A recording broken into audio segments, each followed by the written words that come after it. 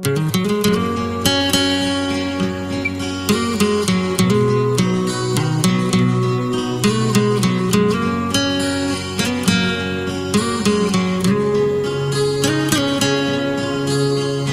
in na thu ki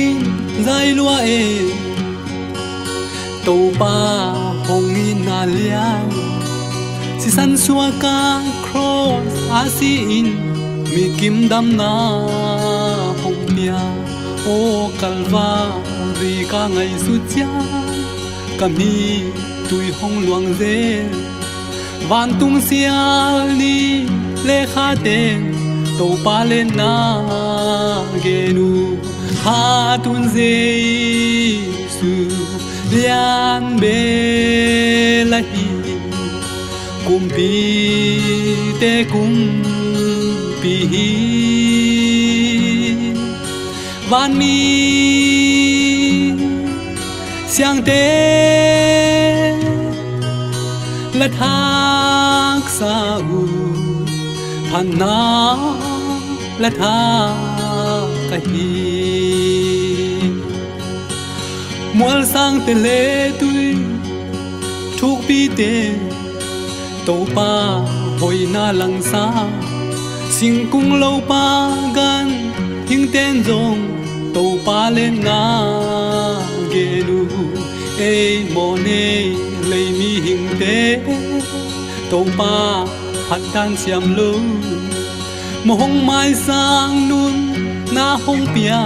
tu a ki pang phan ni ha tun ze su lian be la hi kum pi te kum pi van mi siang te la thak sa u phan na la tha a hi lei tung u kum pi lian te le mi pi mi siam ten dong sang bel pasian bia tak chi in phat in beta u hen lei tung van tung a lian bel qua đêm gió ding hi lo ni tom ni hong tun ni chiang in a dem mi ten thuang ni ha tun ze su lian bel la hi kum pi te kum pi van mi siang te la thak sa u phan na la tha a hi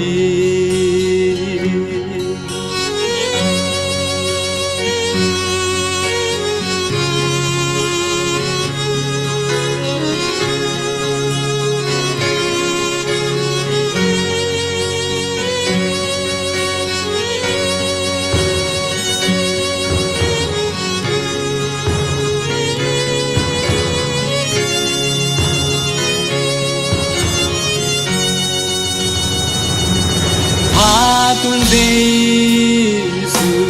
lian ve la hi kum pi te kum pi van mi siang te la thak sa u phan na la tha a hi lei tung kum pi lian te le mi pi mi siam ten zong sang bel pasian bia tak chi in phat in beta